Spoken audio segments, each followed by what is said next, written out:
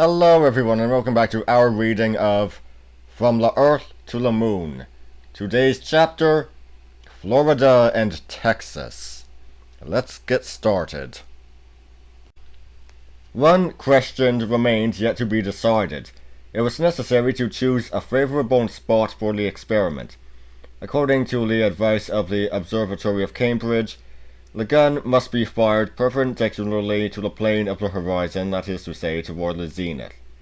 Now, the moon does not reverse the zenith, except in places situated between 0 degrees and 28 degrees of latitude. It became then necessary to determine exactly that spot on the globe where the immense Columbiad should be cast. On the 20th of October, at a general meeting of the Gun Club, Barbicane produced a magnificent map of the United States. "Gentlemen," said he in the opening discussion, "I presume that we are all agreed that this experiment cannot and ought not to be tried anywhere but within the limits of the soil of the Union. Now, by good fortune, certain frontiers of the United States extend downward as far as the 28th parallel of the north latitude. If you will cast your eye over this map, you will see that we have at our disposal the whole of the southern portion of Texas and Florida." It was finally agreed, then, that the Columbiad must be cast on the soil of either Texas or Florida. The result, however, of this decision was to create a rivalry entirely without precedent between the different towns of these two states. The 28th parallel, on reaching the American coast, traverses the peninsula of Florida, dividing it into two nearly equal portions. Then plunging into the Gulf of Mexico, it subtends the arc formed by the coast of Alabama, Mississippi, and Louisiana. Then skirting Texas, off which it cuts an angle, it continues its course over Mexico, crosses the Sonora, Old California, and loses itself in the Pacific Ocean. It was, therefore, only those portions of Texas and Florida which were situated below this parallel which came within the prescribed conditions of latitude. Florida, in its southern part, reckons no cities of importance. It is simply studded with forts raised against the roving Indians.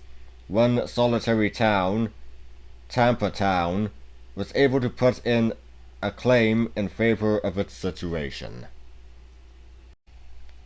In Texas, on the contrary, the towns are much more numerous and important. Corpus Christi in the county of Nueces, and all the cities situated on the Rio Bravo, Laredo, Commodities, San Ignacio on the Reb, Rio Grande City on the Star, Edinburgh in the Hidalgo, Santa Rita, El Panda, Brownsville, and the Cameron, formed an imposing league against the pretensions of Florida. So scarcely was the decision known when the Texan and Floridan deputies arrived at Baltimore in an incredibly short space of time.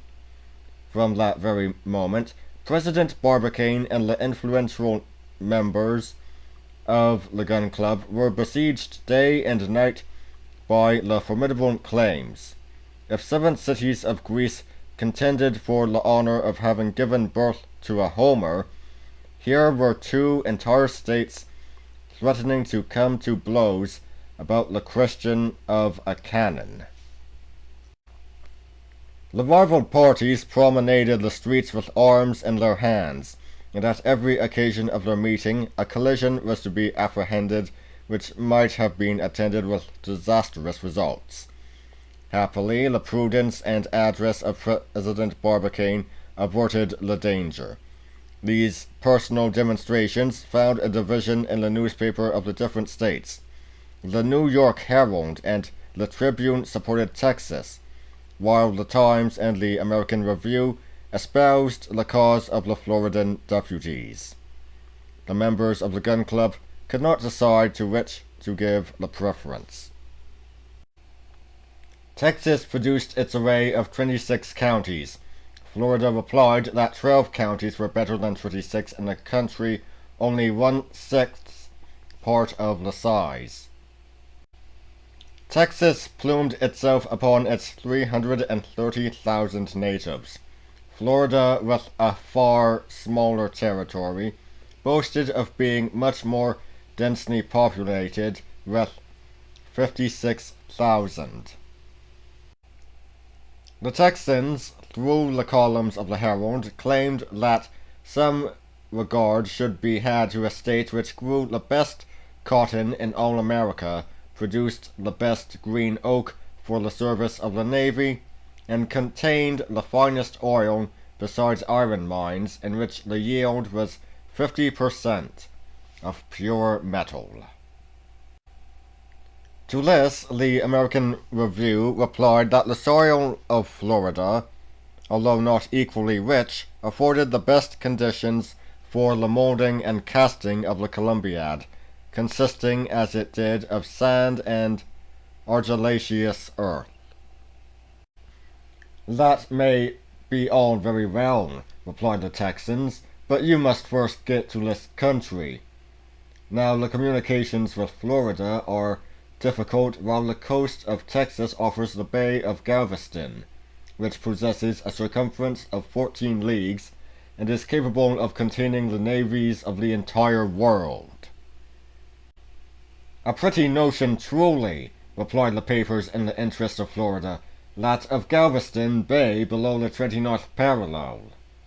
Have we not got the Bay of Espiritu Santo opening precisely upon the 28th degree, and by which ships can reach Tampa Town by direct route?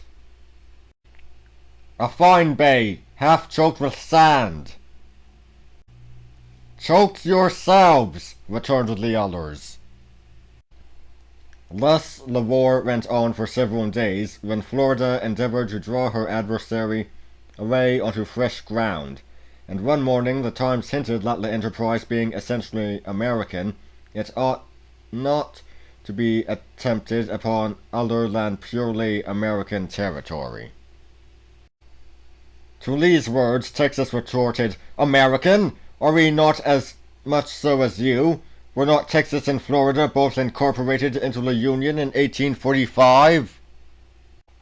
Undoubtedly, replied the Times, but we have belonged to the Americans ever since 1820. Yes, returned the Tribune, after having been Spaniards or English for 200 years, you were sold to the United States for $5 million. Well, and why need we blush for that? Was not Louisiana bought from Napoleon in 1803 at a price of $16 million? Scandalous, roared the Texas deputies. A wretched little strip of country like Florida to dare to compare itself to Texas, who in place of selling herself asserted her own independence, drove out the Mexicans on March 2nd, 1846, and declared herself a federal republic after the victory gained by Samuel Houston on the banks of the San Jacinto over the troops of the Santa Ana, a country, in fine, which voluntarily annexed itself to the United States of America. Yes, because it was afraid of the Mexicans, replied Florida. Afraid? From this moment the state of things became intolerable. A sanguinary encounter seemed daily imminent between the two parties in the streets of Baltimore.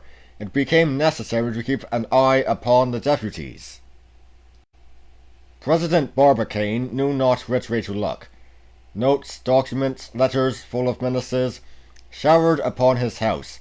Which side ought he to take, as regarded the appropriation of the soil, the facility of communication, the rapidity of transport? The claims of both states were evenly balanced. As for political prepossessions, they had nothing to do with the question. This deadlock had existed for some little time, when Barbicane resolved to get rid of it all at once. He called a meeting of his colleagues and laid before them a proposition which it will be seen was profoundly sagacious. On careful considering, he said, what is going on now between Florida and Texas, it is clear that the same difficulties will recur with all the towns of the favored state. The rivalry will descend from state to state and so on downward. Now Texas possesses 11 towns within the prescribed conditions, which will further dispute the honor and create us new enemies, while Florida has only one. I go in, therefore, for Florida and Tampa Town.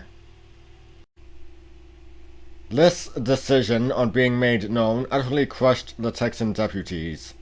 Seized with an indescribable fury, they addressed threatening letters to the different members of the gun club by name. The magistrates had but one course to take, and they took it.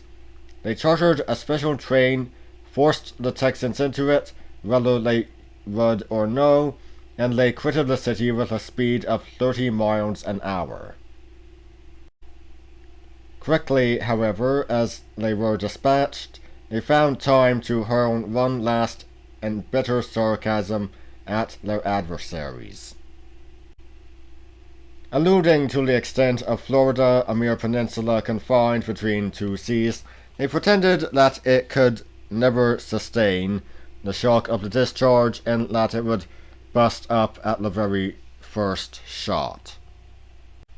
Very well, let it bust up, replied the Floridans, with a brevity of the days of ancient Sparta.